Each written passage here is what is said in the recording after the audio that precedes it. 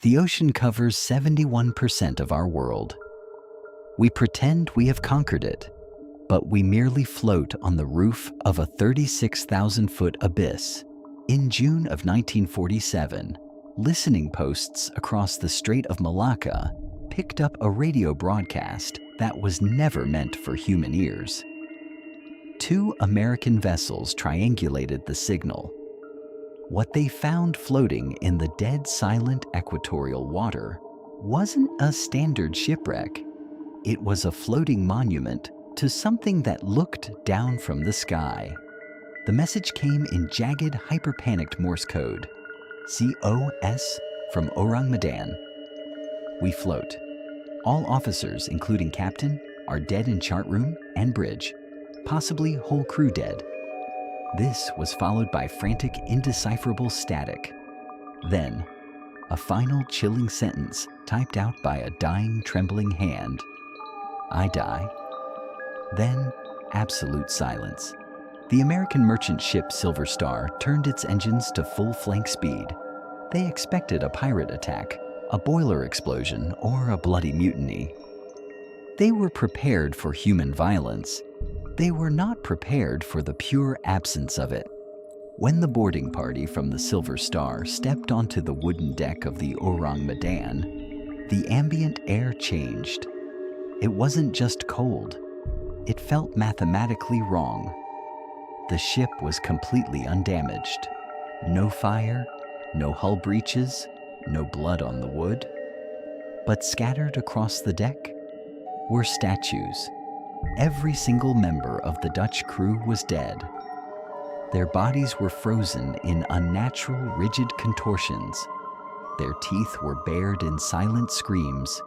Their arms stretched upward, as if trying to push away something massive and invisible, crushing down on them. And their eyes, wide, unblinking, staring straight up into the blazing equatorial sun. Even the ship's dog was found frozen mid-snarl, looking at an empty corner of the ceiling.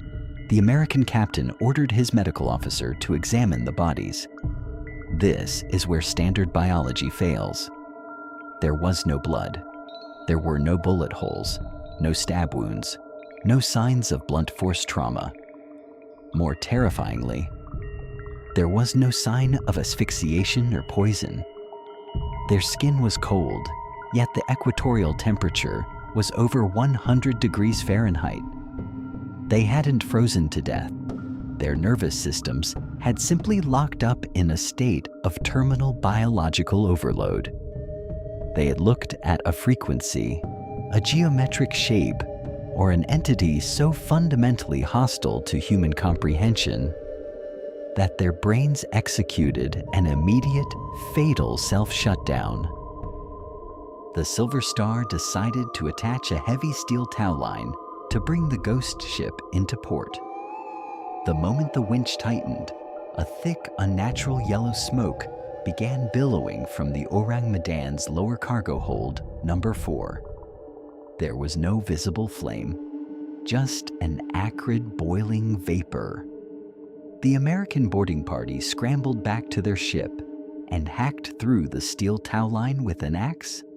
Minutes later, the Ourang Medan exploded with a force that lifted the entire vessel out of the water before swallowing it down into the black trench of the Malacca Strait.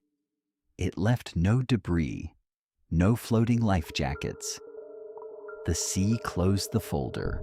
Official maritime historians claim the Ourang Medan carried an illegal cargo of Japanese nerve gas or unrecorded potassium cyanide that leaked into the ventilation. A comforting, logical lie. Because if it was a gas leak, why were the men on the open deck surrounded by fresh ocean air, frozen in the exact same posture as the men trapped in the engine room? Why were they all looking up? When you swim in the deep ocean and you feel that sudden paralyzing drop in the pit of your stomach, that isn't the cold water hitting your chest. That is your primitive DNA remembering what lives down in the trench. Protocol 5. Day 2 is sealed. Check the water pressure tonight. We drop file 03 tomorrow.